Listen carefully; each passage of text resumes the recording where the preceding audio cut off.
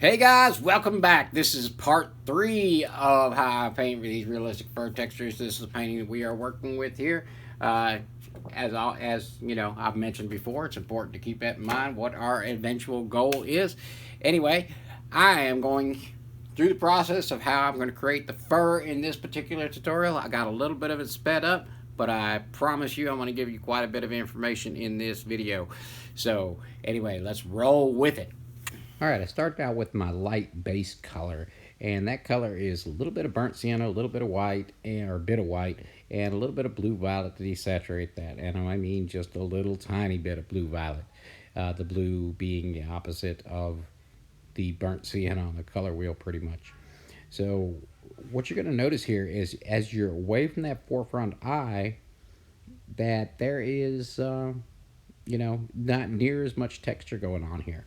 So you don't need to put a whole lot of texture in that backside. And what that will do is the spots where you put a lot of detail will appear more forward. So as things get further away from you, they usually get a little less saturated, and they also tend to have less detail, which causes that focus to the eye on the left hand side, and it causes the viewer to draw further eye to be drawn to that.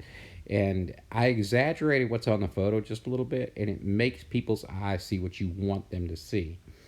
Notice where we come off of that nose right here, you need to make sure that you have a defining line between the edge of that nose and the background. The colors are really close to the same, so having that crisp line there is going to create that break and give you that dimension and depth, and you'll be able to, your eye will see that there's a definite difference right there. So once I've come in and put a little bit of color in on the backside and not done a lot of work, I'm going to start bringing in my painting with this lighter color, and we're going to work with the directional flow. So I do some of the work with my airbrush. I will take my Blackbeard wheat because it's really useful for making those little fine furs, and I will begin to start doing a little bit of erasing, scratching techniques and things like that. What I'm doing here is getting that color in so that when we start scratching back our later layers, we won't be scratching back all the way to white in most cases. So I work a lot of my picture at once. People ask why I do this sometimes, and the reason that I do work the way that I do is speed. I'm able to produce these at a really high detail level, and I'm able to produce these really, really quickly. All you really have to understand at this stage, since now we're working with an opaque, we don't have to worry about going too dark. You just need to get in there and start putting in some of your textures and your layers, and your erasing is going to bring your texture and layer back in there. Of course, I'm going to put a couple layers in, even with the opaque. And what I'm doing is setting everything up. These layers that exist underneath will all come back in the foreground, even though we're going to bring colors on top of it. But you already showed us the nose and how you did the nose. You're out of order. And you'll see where I'm erasing here. This looks like I'm, got this sped way up, and actually in reality, this is 2 times speed. So it's not like I'm doing a bunch of crazy, it's not as long of a process as you may think it is. This is only twice the speed that I'm actually doing that at.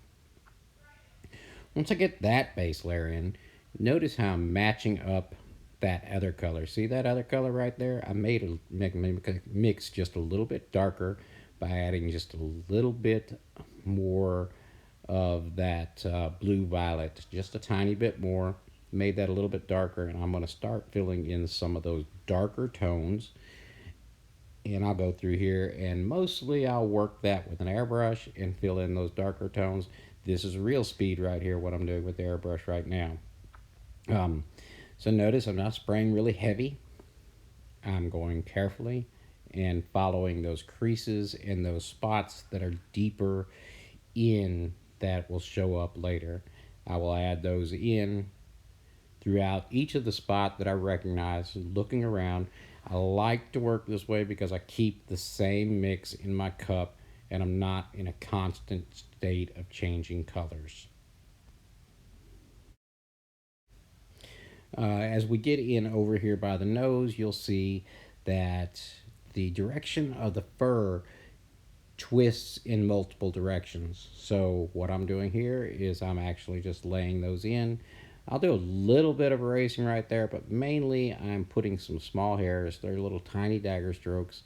And I'm going to put the direction in which the hairs roll back to the nose and then down towards the cheek. And then I'm going to use my little dot stencil right here, and I'm going to lay it in some base color, but I'm also going to use my little dot stencil right here because some of those furs are really tiny, and that gives me just a little bit of texture underneath what I'm working on. Used a little bit of burnt umber and red violet mixed together, and that made that color there. Put in those darker spots, and then I'm going to pull the hairs back out around into the darker spots here. The reason that I put those in now is because I need my other colors to go into it. Also, I'm going to be bringing some yellows and oranges in there, so they might be a little bit more of that violet texture in, or violet coloring in there, than what's on the reference. But when I bring the yellow over the top, what happens with yellow and violet? We make brown. Also notice I took my original opaque. I'm working with two airbrushes, so sometimes I might add a different color like that. And then I made an even darker mix and added in a few of those streaky spots that come in there across the cheek. All right, guys, this is like playing basketball where you get the guy to come over there and then he throws it up for you and then you dunk it. This is the setup. When I'm working with these base texture layers, what I'm doing is setting up everything so that I can slam dunk it in the end and reach my goal. So now I'm taking my Blackbeard wheat and I'm doing a little bit of freehand work, and I'm taking a mix that is violet and yellow mixed together, which is desaturating the yellow, and I'm going to start filling in on top of this. I don't need to create a whole lot of detail because a lot of my scratching is already done, but there are places that I will have to. If you notice right there, what I did is I used the Blackbeard wheat and I used my darker color to come in, and that creates those fine, super fine textures there on top, back on top of the yellows that I'm putting in.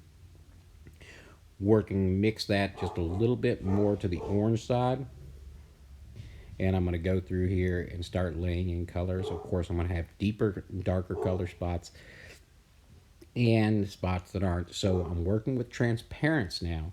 So if I continue to spray, it's going to get even more saturated.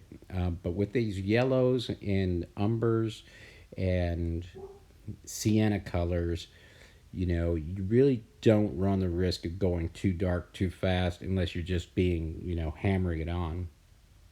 Notice that I've got a little bit of paint there and using my fiberglass scratch pen to pull out textures, and I'm using my hair to come back with textures.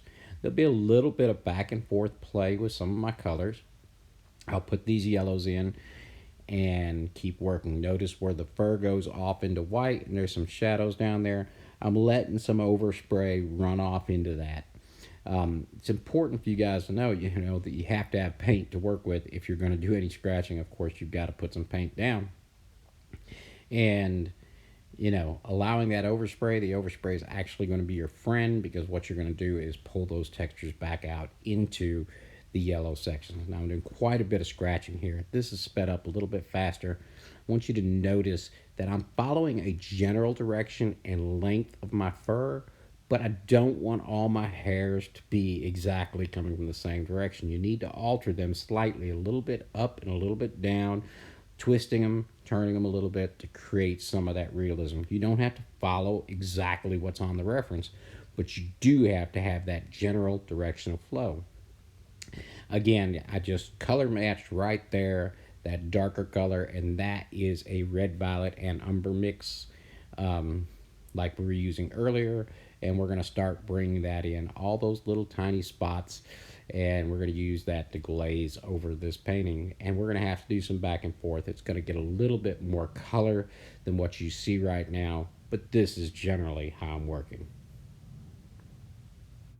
All right, guys. Well, that is the finished picture. Obviously, we're not done yet. I got one more part of this tutorial coming up for you.